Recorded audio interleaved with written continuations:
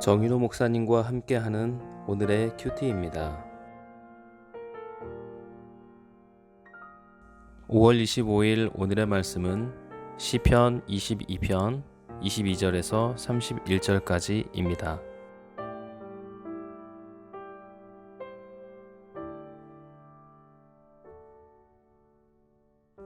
내가 주의 이름을 형제에게 선포하고 회중 가운데서 주를 찬송하리이다. 여호와를 두려워하는 너희여 그를 찬송할지어다. 야곱의 모든 자손이여 그에게 영광을 돌릴지어다. 너희 이스라엘 모든 자손이여 그를 경외할지어다. 그는 곤고한 자의 곤고를 멸시하거나 싫어하지 아니하시며 그의 얼굴을 그에게서 숨기지 아니하시고 그가 울부짖을 때에 들으셨도다. 큰 회중 가운데에서 나의 찬송은 주께로부터 온 것이니 주를 경외하는 자 앞에서 나의 서원을 갚으리이다. 겸손한 자는 먹고 배부를 것이며 여호와를 찾는 자는 그를 찬송할 것이라. 너의 마음은 영원히 살지어다. 땅의 모든 끝이 여호와를 기억하고 돌아오며 모든 나라의 모든 족속이 주의 앞에 예배하리니 나라는 여호와의 것이요 여호와는 모든 나라의 주제심이로다. 세상의 모든 풍성한 자가 먹고 경배할 것이요 진토 속으로 내려가는 자 곧 자기 영혼을 살리지 못할 자도 다 그 앞에 절하리로다. 후손이 그를 섬길 것이요 대대의 주를 전할 것이며 와서 그의 공의를 태어날 백성에게 전하며 주께서 이를 행하셨다 할 것이로다. 아멘. 네, 오늘 말씀의 제목은 십자가 사랑이 이룬 은혜입니다. 시편 22편은 의심할 바 없는 메시아 시입니다. 이 시편의 시작은 예수님이 십자가에서 외쳤던 내 하나님이여 내 하나님이여 어찌 나를 버리셨나이까로 시작합니다. 본문에서는 나라는 말이 계속 반복적으로 나타나고 있습니다.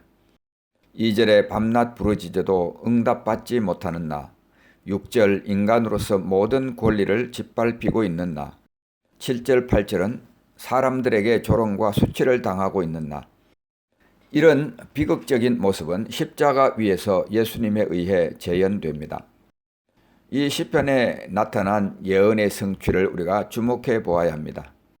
1절 말씀 내 하나님이여 내 하나님이여 어찌 나를 버리셨나이까.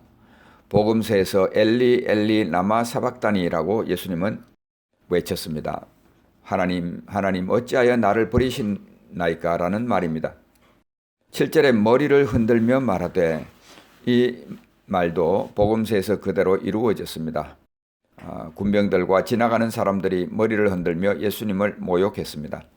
8절에 저가 하나님께 의탁하니 구원하실 걸, 저를 기뻐하시니 건지실 걸. 이 말도 복음서에서 그대로 이루어졌습니다. 예수님의 그 엘리 엘리 라마 사박다니라는 부르짖음을 들은 주변에 있던 사람들이 예수님을 조롱했습니다. 저가 하나님을 신뢰하니 하나님이 저를 기뻐하시면 이제 구원하실지라고 조롱했던 것입니다. 15절 내 혀가 이틀에 붙었나이다.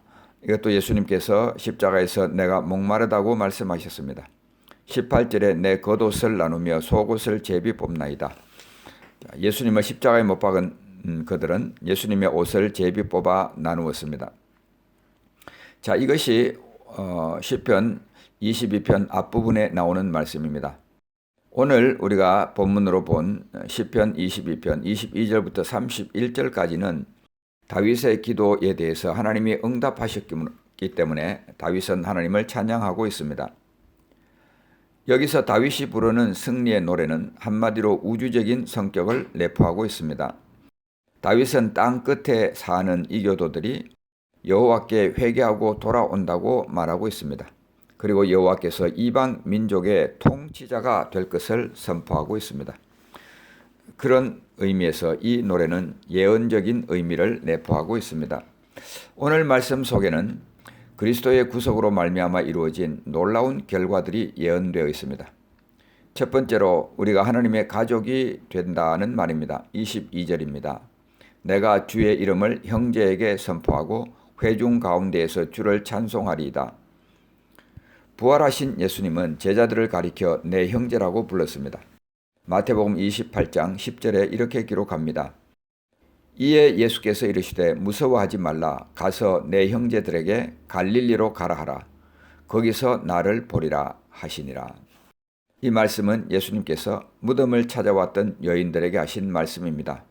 가서 제자들에게 이 말을 전하라고 명하신 것입니다. 그렇다면 제자들을 향해서 예수님은 내 형제라고 불렀습니다. 히브리서 2장에서는 예수님의 고난에 대해서 언급하면서 오늘 시편 22편 22절을 그대로 인용했습니다. 히브리서 2장 11절 12절입니다. 거룩하게 하시는 이와 거룩하게 함을 입은 자들이 다 한 근원에서 난지라. 그러므로 형제라 부르시기를 부끄러워하지 아니하시고 이르시되 내가 주의 이름을 내 형제들에게 선포하고 내가 주를 교회 중에서 찬송하리라 하셨으며, 히브리서 저자는 예수님의 고난이 얼마나 큰 유익을 교회에 가져오는지를 말하고 있습니다. 또다시 내 형제들이라고 인용한 것을 보십시오. 이것은 하나님의 아들이 스스로를 엄청나게 낮추신 증거입니다. 또한 이것은 인간들로서는 위대한 높임입니다. 하나님의 아들이 사람의 형제가 된다는 것은 말할 수 없는 낮아짐입니다. 사람의 아들들이 하나님의 아들의 형제가 된다는 것은 말할 수 없는 높아짐입니다. 여기서 중요한 요점은 이것입니다. 예수님의 형제들이란 말은 결국 우리가 그의 가족이 된다는 말입니다. 그것은 다시 말하면 우리가 하나님의 아들들이 된다는 뜻입니다. 예수님이 드린 대제사장의 기도가 요한복음 17장에 기록되어 있습니다. 거기에 큰 변화가 예언되어 있습니다. 이전에는 예수님께서 나와 아버지는 하나라고 하셨습니다. 요한복음 10장 30절입니다. 나와 아버지는 하나이니라 하신대. 그런데 이 대제사장의 기도에서 예수님은 여기에 우리를 포함시키고 있습니다. 요한복음 17장 21절 말씀입니다. 아버지여, 아버지께서 내 안에, 내가 아버지 안에 있는 것 같이 그들도 다 하나가 되어 우리 안에 있게 하사 세상으로 아버지께서 나를 보내신 것을 믿게 하옵소서. 우리가 하나님의 권속이 되었다는 또 다른 증거입니다. 예수님의 십자가 고난은 우리가 하나님의 아들이 될 수 있는 은혜를 가져왔습니다. 두 번째 은혜입니다. 긍휼과 자비를 나타내신다고 기록하고 있습니다. 24절입니다. 그는 곤고한 자의 곤고를 멸시하거나 싫어하지 아니하시며 그의 얼굴을 그에게서 숨기지 아니하시고 그가 울부짖을 때에 들으셨도다. 예수님은 곤고한 자들의 곤고를 외면하지 않으셨습니다. 예수님은 고통받는 사람의 아픔을 가볍게 여기지 않으셨습니다. 여기서 곤고에 해당하는 히브리어 아니는 극도의 고통을 의미하는 말입니다. 곤고한 자의 가장 큰 곤고는 죄 때문에 받아야 하는 형벌입니다. 예수님은 그 고통을 십자가에서 대신 지셨습니다. 멸시하지 않는다, 싫어하지 않는다, 그의 얼굴을 숨기지 않는다.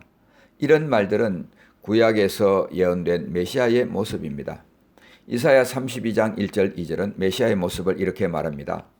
보라, 장차 한 왕이 공의로 통치할 것이요 백성들이 정의로 다스릴 것이며 또 그 사람은 광풍을 피하는 곳, 폭우를 가리는 곳 같을 것이며 마른 땅에서 냇물 같을 것이며 곤비한 땅에 큰 바위 그늘 같으리니.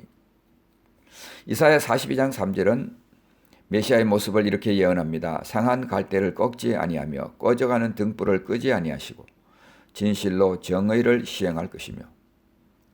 예수님은 이 땅에 오셔서 세리와 죄인들의 친구가 되어주셨습니다.